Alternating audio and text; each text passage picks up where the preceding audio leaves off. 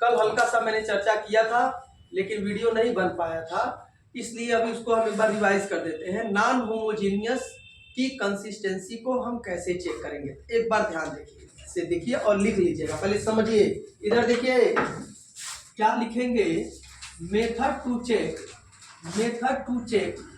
Consistency of system of non homogeneous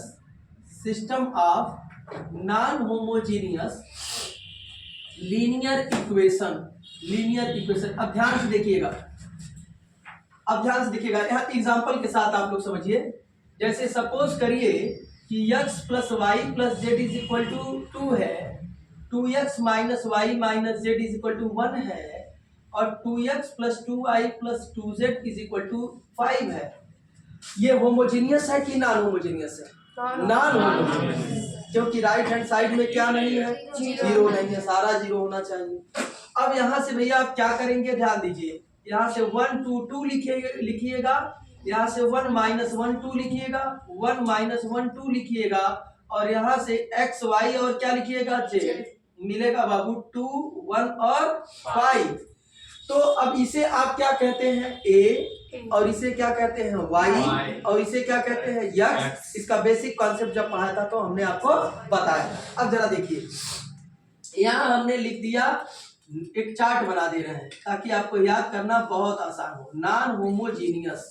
अब जरा ध्यान दीजिए, अगर रैंक ऑफ ए और रैंक ऑफ ए वाई दोनों बराबर नहीं हुआ, यदि रैंक ऑफ ए बात नहीं और रैंक ऑफ इन दोनों को लेकर के ये दोनों बराबर नहीं हुआ, तो ये इसका कोई सॉल्यूशन नहीं होगा, मतलब कि यह नो सॉल्यूशन होगा, और नो सॉल्यूशन होगा तो वह इनकंसिस्टेंस होगा। अब जरा ध्यान दीजिए, और अगर रैंक ऑफ ए वाई के बराबर हो जाएगा, इसका मतलब सॉल्यूशन होगा, और सॉल्यूशन होगा तो क्या होगा, कंसिस्टेंस। जबकि होमोजीनियस में बताया था कि system of homogeneous linear equation is always being consistent, कम से at least one solution 0 0 0 must be exist. This is only what the system of homogeneous linear equation is always being consistent. कि homogeneous linear equation जो होता है वो हमेशा consistent होता है, क्योंकि कोई उत्तर मिले ना मिले जीरो जरूर मिलेगा। अब जरा ध्यान दीजिए, इसमें बाबू दो केस एराइज होते हैं। पहला केस है कि जब रैंक ऑफ ए वाई के बराबर यहाँ भी होगा और यहाँ भी होगा, लेकिन अगर वेरिएबल भी बराबर हो गया तो यूनिक सॉल्यूशन मिलेगा, और अगर वेरिएबल बड़ा हो गया तो इनफाइनाइट सॉल्यूशन मिलेंगे। बस इतनी सी बात याद रखिए, आपका काम हो जाएगा। एग्जांपल के माध्यम से देखने की कोशिश करिए, ध्यान दीजिए। अब यहां से समझिए भैया, रैंक ऑफ ए और रैंक ऑफ ए वाई निकालना है तो हमें पहले इसका रैंक पता करना पड़ेगा, और उसका भी। तो क्या करें, कॉन्सेप्ट क्या करें, सबसे पहले हम यहाँ क्या करते हैं, 1 क्या करते हैं, 1, और इसकी मदद से इन दोनों को क्या करते हैं, 0। तो R3 को 0 करना है तो R3 माइनस 2R1। अच्छा, हम एक चीज और कर सकते हैं, R3 इसमें से इसको घटा दे तो भी 0 हो जाएगा, लेकिन हम इसी में से कर लेते हैं 2R1, 2 1 जा 2, 2 माइनस 2 0, 2 1 जा 2, 2 माइनस 2 0, 0 जाएगा, 2 2 जा 4, 5 माइनस 4 1 हो जाएगा। अब R2 को 0 करेंगे तो R2 माइनस 2R1, 2 1 जा 2, 2 माइनस 2 0, 2 1 जा 2, 1 में से 2 जाएगा माइनस 3, 2 1 जा 2, 1 में से 2 जाएगा माइनस 3, 2 2 जा 4, 1 में से 4 जाएगा माइनस 3, 1 1 1, और ये 2 हो जाएगा। यहाँ पर हम 1 करते हैं, मगर 1 करना कोई अब जरूरी नहीं, क्योंकि नीचे वाला सारा क्या हो गया, 0, and this matrix is converted into the echelon form, and the rank of this matrix is equal to 2। अब यहाँ ध्यान दीजिए, तो इस मैट्रिक का रैंक भैया क्या हो गया, 2। लेकिन इन दोनों को एक साथ लीजिए, इन दोनों का मतलब 1 0 0, 1 माइनस 3 0, 1 माइनस 3 0, और 2 माइनस 3 1 होगा। इसका मतलब है रैंक ऑफ ए वाई।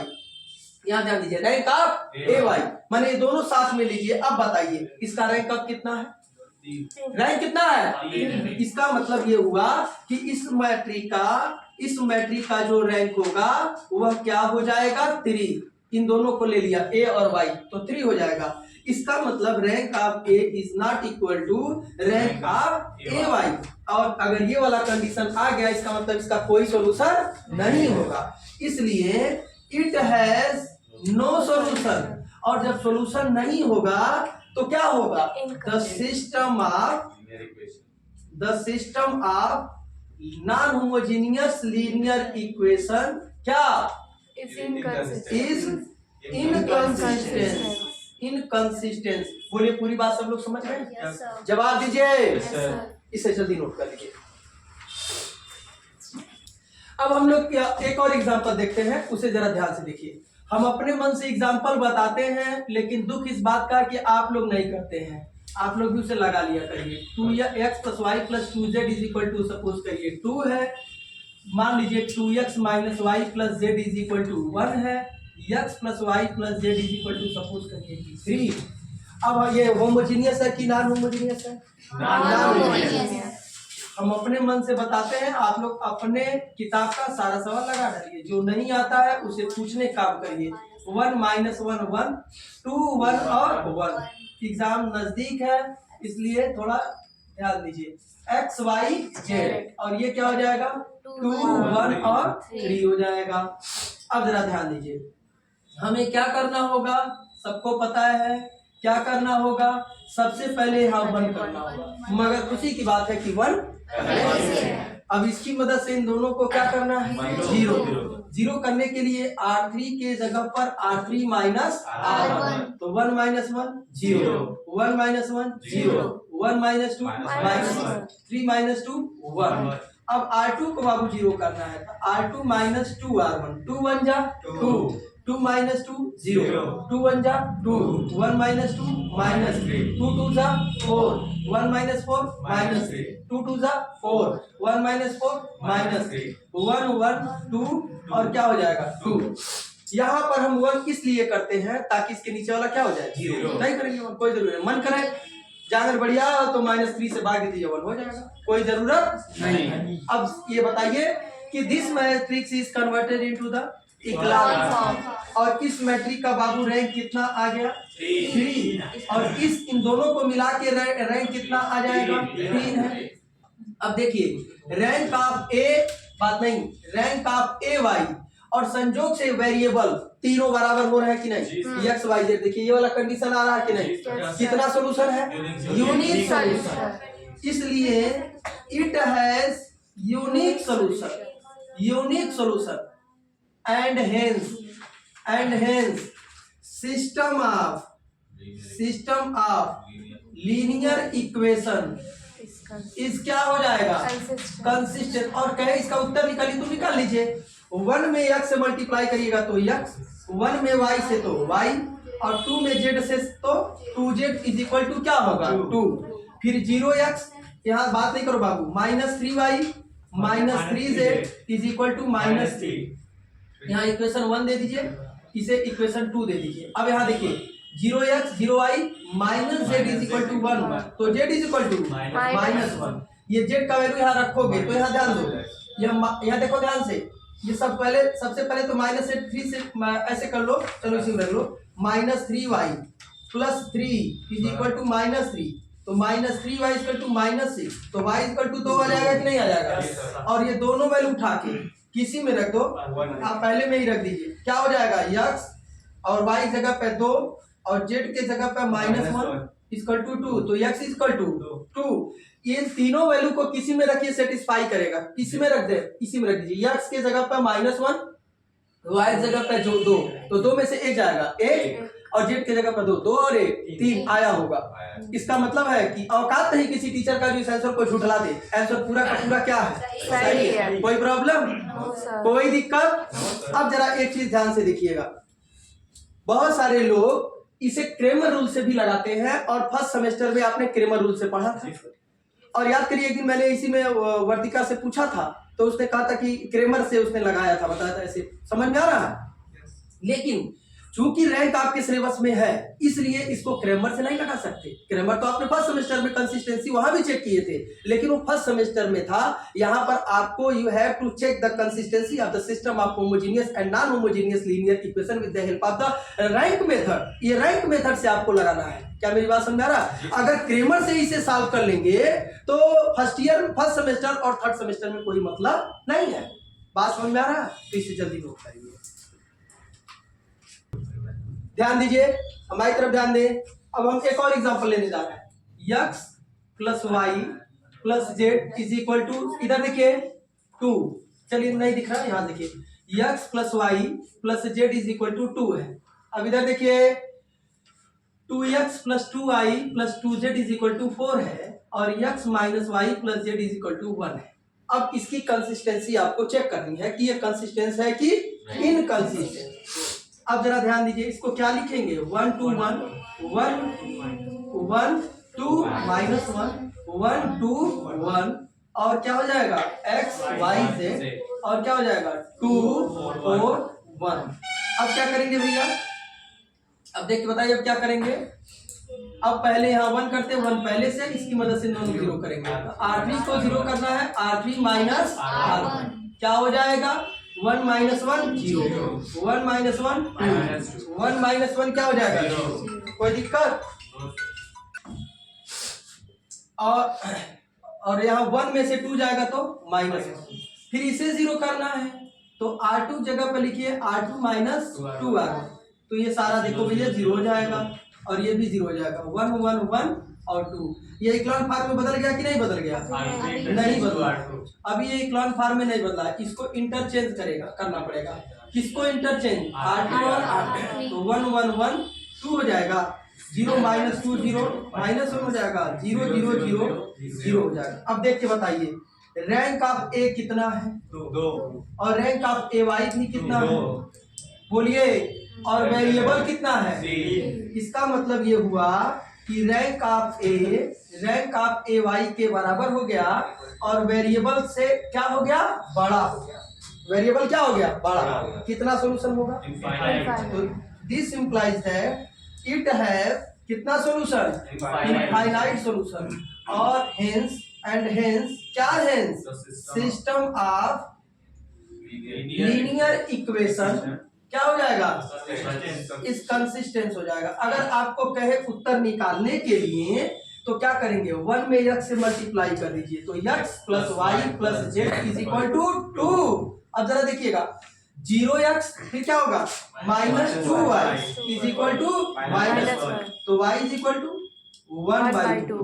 चाहिए लाइन समझ में आ रहा? अब ये वैल्यू यहाँ जब आप रखेंगे तो x plus 1/2 plus z is equal to 2, तो x plus z is equal to 2 minus 1/2 तो हो जाएगा 3/2। इसमें इन दोनों में किसी एक के जगह पर आप k मान लेते हैं, बताया था मैंने। तो x इज इक्वल टू क्या होगा? 3/2 माइनस k। ये तीनों वैल्यू निकल गया। अब यहाँ से x y z ऐसे लिख लीजिए और x के जगह पर लिख लीजिए 3/2 माइनस k, y के जगह पर या यही छोड़ सकते हैं, y जगह पे k और z के जगह पर 1/2। अब देखिएगा ध्यान से, अगर k के जगह पर हम 0 ले लें, क्या ले ले?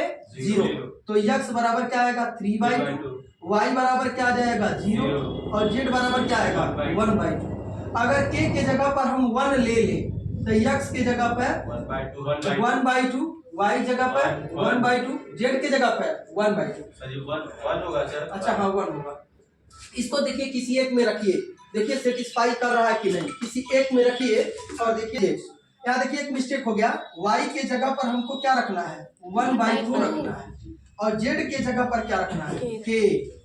तो अब यहाँ देखिए k इक्वल टू जब 0 रखेंगे तो x 3/2 होगा, y 1/2 होगा और z क्या होगा? 0।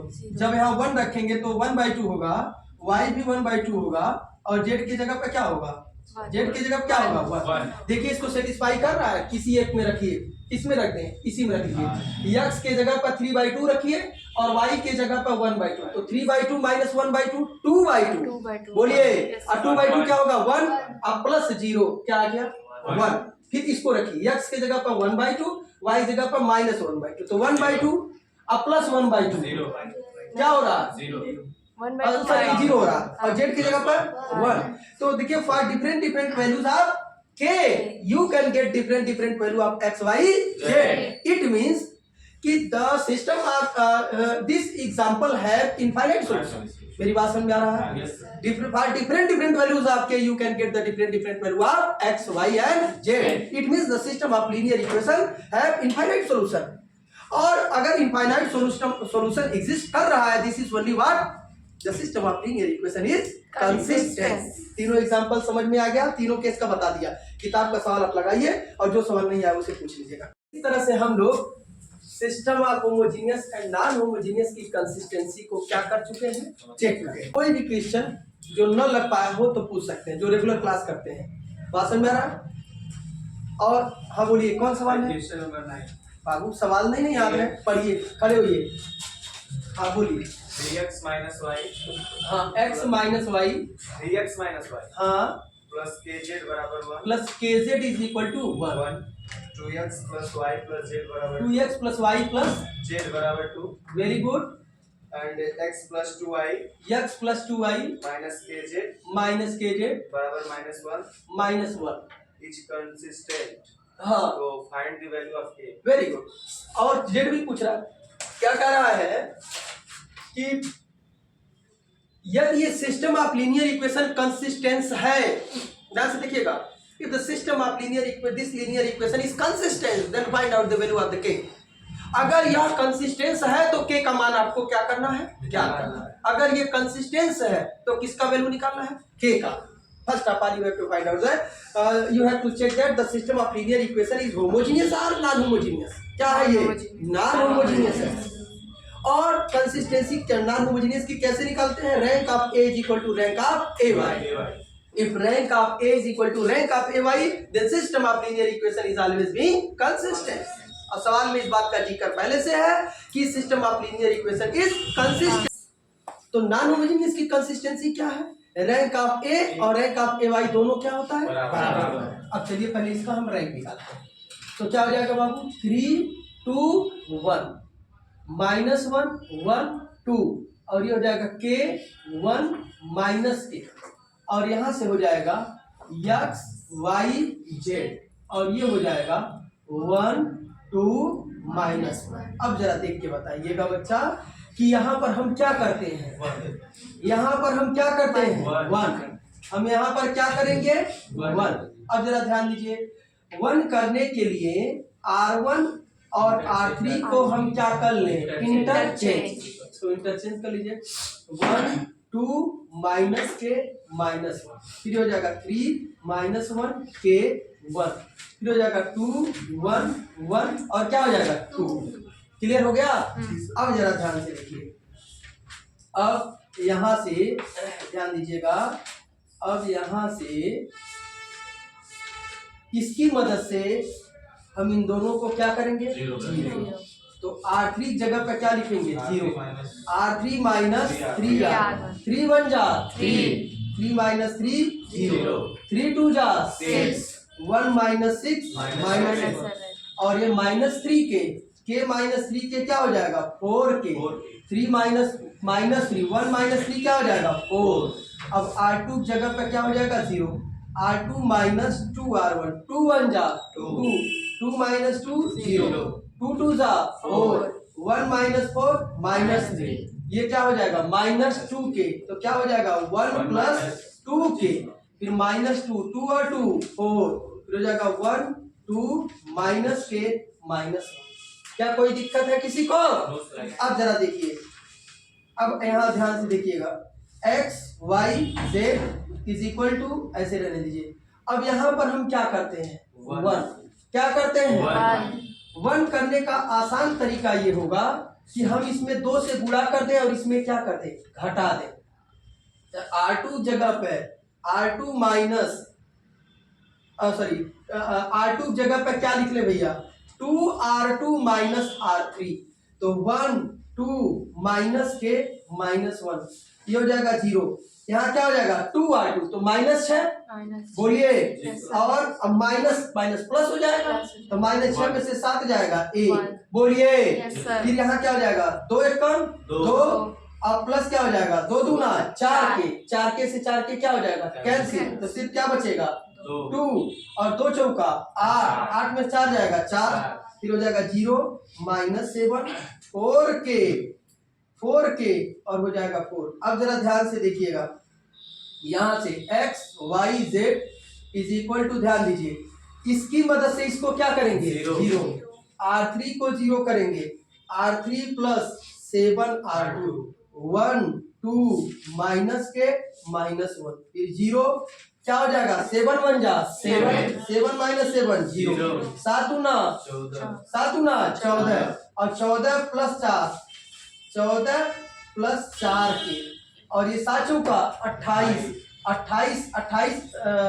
28 और 4 32 और यहाँ देखिए 0, ओ मैं गलत लिख दिया, sorry, I am very sorry. ये वाली लाइन कहाँ रखी, यहाँ ध्यान से देखिए, ध्यान कहीं और चला गया, ये 0 हो जाएगा, 7 1 जा 7, 7 माइनस 7 0, 7 दूना 14, तो ये क्या हो जाएगा 14 प्लस 4 के, 14 प्लस 4, 7 चौका 28 4 32, ये हो जाएगा 0 1 2 और ये क्या हो जाएगा 4। देख के बताइए, तो इक्लान फॉर्म में बदल गया है, जवाब दीजिए। हर हालत में इसका रैंक क्या होगा, 3। इन दोनों को मिला दे, अगर ये 0 हो भी गया, यदि ये 0 हो भी जाए तो रैंक ऑफ ए वाई क्या होगा, 3, क्योंकि यहाँ क्या है, ये 0 नहीं है, बोलिए। तो चूंकि सवाल में कहा है कि system of linear equation is क्या है, कंसिस्टेंस है, इसका मतलब ये हुआ कि रैंक ऑफ ए वाई के क्या होना चाहिए, बराबर होना चाहिए, और रैंक ऑफ ए वाई हर हालत में कितना दिया है, देख के बताइए, रैंक ऑफ ए वाई हर हालत में कितना हो जाएगा, 3, क्योंकि हर 0 नहीं है, 0 मान लेते हैं हो भी जाए तो ये 0 नहीं होगा, तो रैंक हर हालत में कितना बनेगा, 3, बोलिए। इसका मतलब इसका रैंक कितना हो जाएगा, 3, इसका मतलब इसका भी रैंक क्या होगा, 3, और इसका रैंक 3 तब होगा, इसका रैंक, बीच में मत बोलिए, इसका रैंक 3 तब होगा जब ये वैल्यू 0 ना हो या इसका डिटरमिनेंट 0 ना हो, अरे बोलिए ना। इसका रैंक 3 कब होगा, जब 14 धन 4 के इज नॉट इक्वल टू 0 या 4 के इज नॉट इक्वल टू -14, तो k is not equal to -7/2 हो जाएगा। क्या पूरी बात समझ में आ रहा है? इसका मतलब कि if k is not equal to -7/2, if k is not equal to -7/2, then the system of linear equation is always being consistent. इसका मतलब except the value of 7/2, except the value of k is 7/2, all the values exist to make the system of linear equation be consistent. क्या मेरी बात समझ आ रहा है?